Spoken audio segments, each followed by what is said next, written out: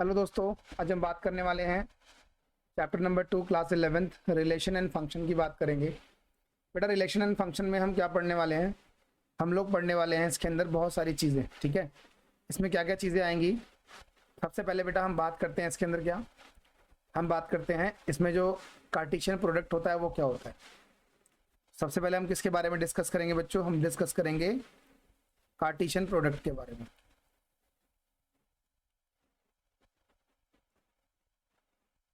ठीक है, सबसे पहली चीज़ हमारे पास क्या है बच्चों? Cartesian product. अब ये कार्टेशियन प्रोडक्ट क्या होता है बच्चों? जैसे मान लीजिए हमारे पास एक सेट है ए 1 2 3 और एक सेट है हमारे पास बी 2 और 5। अगर मुझे कार्टेशियन प्रोडक्ट निकालना है तो जो बेटा कार्टेशियन प्रोडक्ट होता है वो होता है ए क्रॉस बी। अब ए क्रॉस बी हम निकालते कैसे हैं? ए का पहला एलिमेंट 1 है और बी का पहला एलिमेंट 2 है, तो 1 को 2 के साथ हम पेयर बनाएंगे। उसके बाद 1 का हम 5 के साथ पेयर बनाएंगे। ठीक है बच्चों, उसके बाद हम 2 का 2 के साथ पेयर बनाएंगे। उसके बाद हम 2 का 5 के साथ। तो पहले जो एलिमेंट आएगा वो ए का आएगा, उसके बाद जो दूसरा एलिमेंट आएगा वो किसका आएगा बच्चों? बी का आएगा। उसके बाद 3 के साथ आ जाएगा 2 का एलिमेंट और 3 के साथ क्या आ जाएगा बेटा? 5 आ जाएगा। ये बन के हमारे पास कार्टेशियन प्रोडक्ट। जो कार्टेशियन प्रोडक्ट में जो ये वैल्यूज होती हैं, ये वाली वैल्यूज, इनको हम क्या बोलते हैं बच्चों? इनको बोलते हैं हम ऑर्डर्ड पेयर। क्या बोलते हैं बच्चों? इनको बोलते हैं हम ऑर्डर्ड पेयर। ऑर्डर्ड पेयर का मतलब होता है एक्स और वाई, पहला एलिमेंट ए से और दूसरा एलिमेंट बी से है, तो एक्स कॉमा वाई ये क्या है? एक पेयर है। इसीलिए इसे क्या बोलते हैं बच्चों? इसे बोलते हैं हम ऑर्डर्ड पेयर। क्लियर है मेरी बात?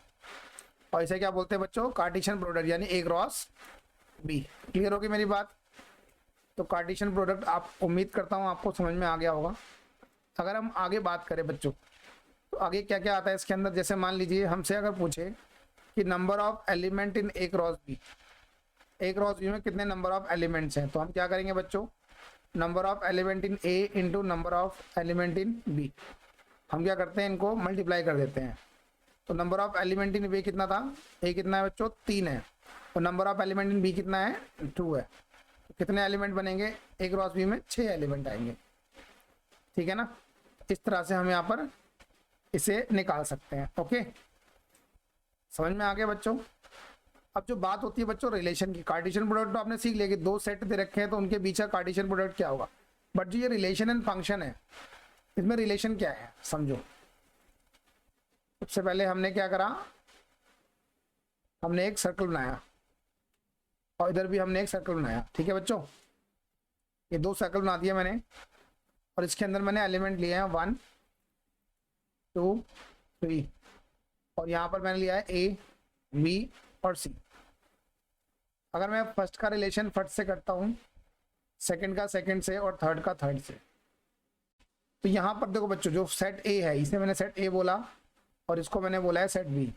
अगर सेट ए में जितने भी एलिमेंट्स हैं उन सबका पर्टिकुलर हर एक एलिमेंट का एक एक पार्ट बन रहा है, मतलब 1 का रिलेशन ए के साथ है, 2 का बी के साथ है, 3 का थ्री सी के साथ है, तो हर एक का एक एलिमेंट बन रहा है।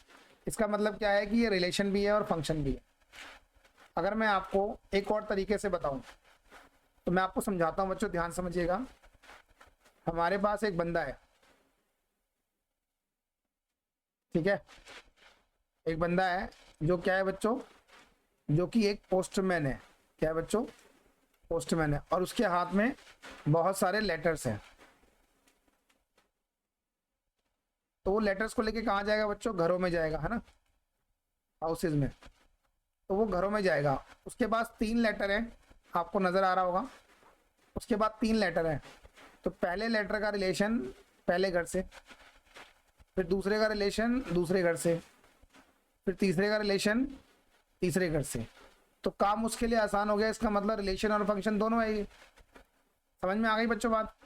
बट अगर इसी चीज को हम देखें आगे, तो मान लीजिए हमारे पास फिर से हमारे पास एक सर्कल आ गया दोबारा से, फिर एक सर्कल आ गया, यहाँ फिर से 1 2 3 आ गया, और यहाँ पर आ गया ए बी, दो ही घर है यहाँ पर, ठीक है बच्चों। तो पहले का रिलेशन पहले के साथ है और दूसरे का भी पहले के साथ है और तीसरे का जो है बी के साथ है। तो अगर आप ध्यान से देखें बच्चों, तो ये मैंने क्या बताया था, जो ए है और बी है, ए में जो है वो लेटर्स हैं और बी जो है वो हाउसेज हैं। तो पहला लेटर और दूसरा लेटर, जो बेटा पहला और दूसरा लेटर है, आपको नजर आ रहा होगा, ये जो पहला और दूसरा लेटर है, पहला दूसरा लेटर, ये दोनों एक घर के अंदर जा सकते हैं, और जो तीसरा लेटर है वो दूसरे घर में चला गया क्योंकि उसका उसके साथ रिलेशन था। बात समझ में आ रही है? यहाँ पर जो है काम हो गया, यानी कि ये जो चीज़ है वो रिलेशन भी है और फंक्शन भी है।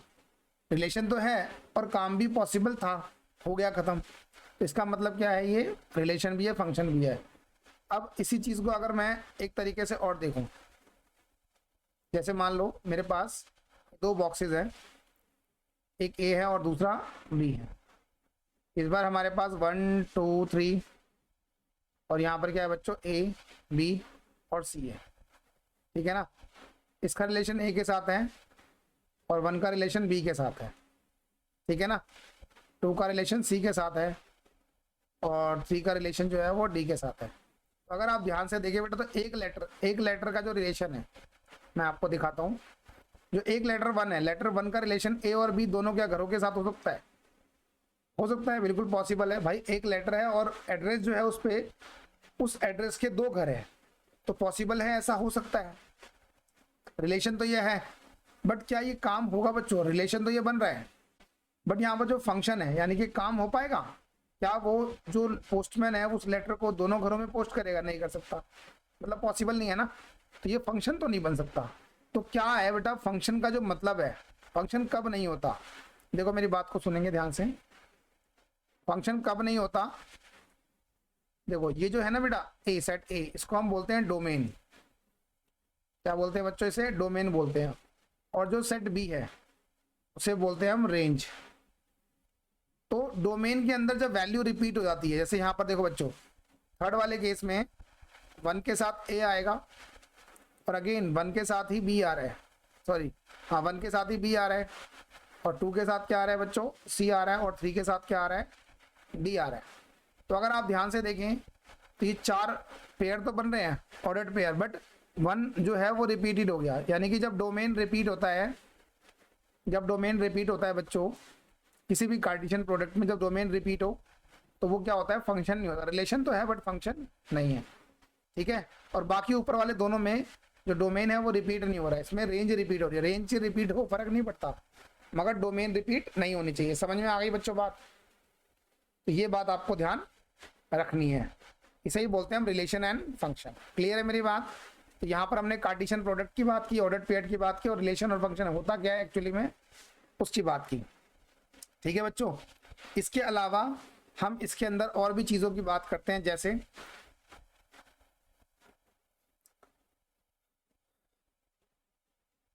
हम बात करते हैं बच्चों किसकी?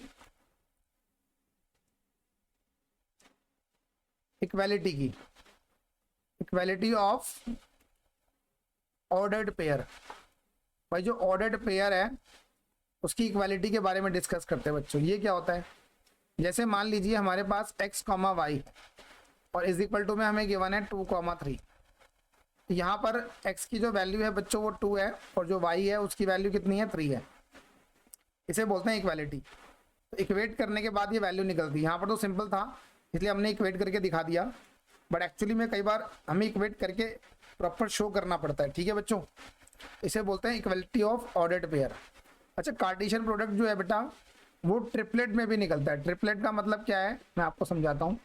ट्रिपलेट का मतलब ये है कि मान लीजिए आपके पास एक सेट है जिसमें 1, 2 है, और आपको निकालना क्या है बच्चों? A क्रॉस A निकालना है। तो आप इसको भी फाइंड कर सकते हो बड़ी आसानी से। कैसे फाइंड करते हैं मैं आपको समझाता हूँ। मेरे पास A है, मैंने फिर से A को लिखा बच्चों। सबसे पहले मैं निकालूंगा क्या? A क्रॉस A निकालता हूँ। तो अगर आप ध्यान से देखें तो 1 जो है बेटा, जो सेट A है पहले वाला उसका 1, और सेट A जो दूसरा वाला है उसका भी 1। तो 1, 1 एक पेयर बन गया। उसके बाद 1 के साथ 2 आ जाएगा, उसके बाद जो सेट ए में 2 है उसके साथ 1 आ जाएगा और 2,2 आ जाएगा। भाई 4 एलिमेंट बन गए इसके अंदर। अब मुझे निकालना है ए क्रॉस ए क्रॉस ए। तो जो हमारे पास ए क्रॉस ए आया बच्चों, उसको हम ए से अगेन क्रॉस करेंगे। कैसे करेंगे? 1,1, सॉरी एक सेकेंड, देखो बच्चों,